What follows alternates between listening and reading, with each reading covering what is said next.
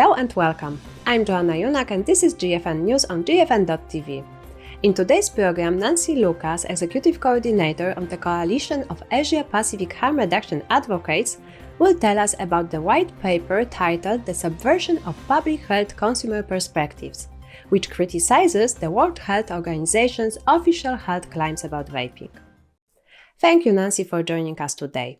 First, can you tell us why you published this paper?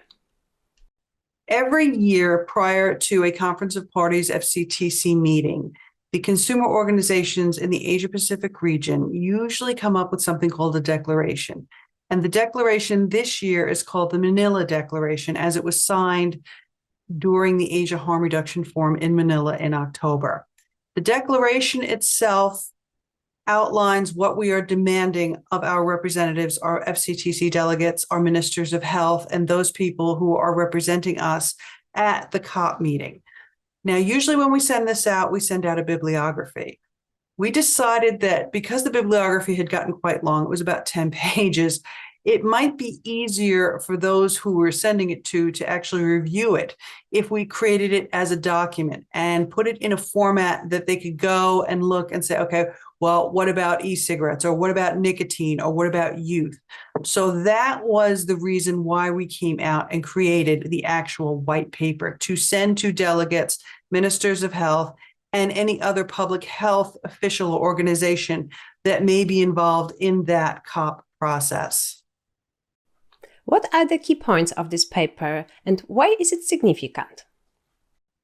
The key points in the white paper are to outline to our representatives, the delegates, the WHO, what their responsibilities are in terms of our human rights. Now, one of the things that seems to happen every year at the FCTC COP meeting is that it is a closed-door meeting, and civil society, such as consumers, are excluded from those discussions, sometimes for very nefarious reasons. Also, the deliberations do not take into consideration the full extent of what the Framework Convention Treaty is. And by that, I mean by focusing on control of tobacco and supply and not looking at harm reduction. There is, as we all know, a very strong distaste, disregard for tobacco harm reduction. And that is key to what is behind the actual treaty itself. So those are the key points in terms of what we want from the WHO, to acknowledge what their mandate is. The other part of it is to outline to them the 5 main issues, which is nicotine is not carcinogenic, nor is it harmful. There is no youth epidemic. Flavors are not the problem. Things like that. So that is now sitting in a document with an index that people can go and look at it and hit each point with verified scientific references. And in some cases, depending on the country, there will be statistics from their own government archives. And what bothers you in the WHO's approach to vaping? It's hard to say and articulate it, but the best way to put it is their complete denial of harm reduction. The WHO will accept harm reduction in every other aspect of human life except when it comes to tobacco harm reduction. It's either tobacco harm reduction is the antithesis of what they consider tobacco control. They focus on the control and they don't focus on the harm reduction, and yet that is what they're there for. That's what that treaty is about, and that is what they're mandated to do in Article 1D. So that is the main thing that really bothers me about the approach that the World Health Organization has towards vaping. What do you expect as an organization now that the white paper is published? Are there any steps which should be taken by the WHO after reading this paper? There are some people, I think there are a lot of people actually, that are delegates and also in public health organizations and in ministries of health in the Asia-Pacific region that don't know what's going on. They don't understand it.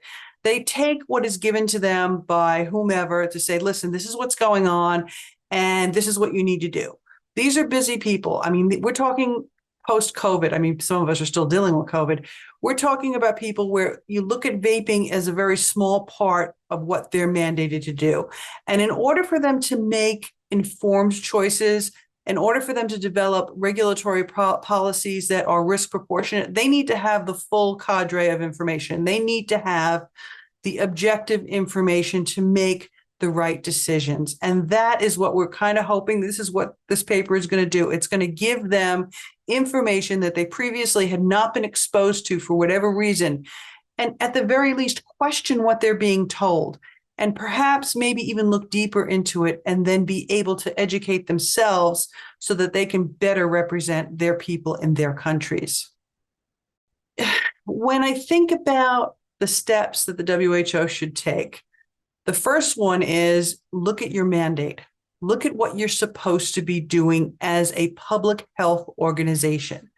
Look at your articles. Look at the entire treaty, not the cherry-picked articles and points that are in there that are easy to do. Because the treaty itself, even though I believe that at this point in time it's probably outdated, it still is valid. And there are parts of that that have not been activated. There are parts of that have not been discussed or implemented. That's what they need to do. They need to go back to basics. They need to go back to the science. They need to go back to the evidence, and they need to go back to their main mandate of protecting public health. That is what they're there to do. That is what they're supposed to do. Anything else above and beyond that is not part of their mandate, especially when it causes untold harm to millions and millions of smokers, especially here in the Asia-Pacific region. So that would be what I would want the WHO to do. Thank you, Nancy. That's all for today. Tune in next time here on GFN-TV or on our new podcast. You can also find transcriptions of each episode on the GFN-TV website. Thanks for watching or listening. See you next time.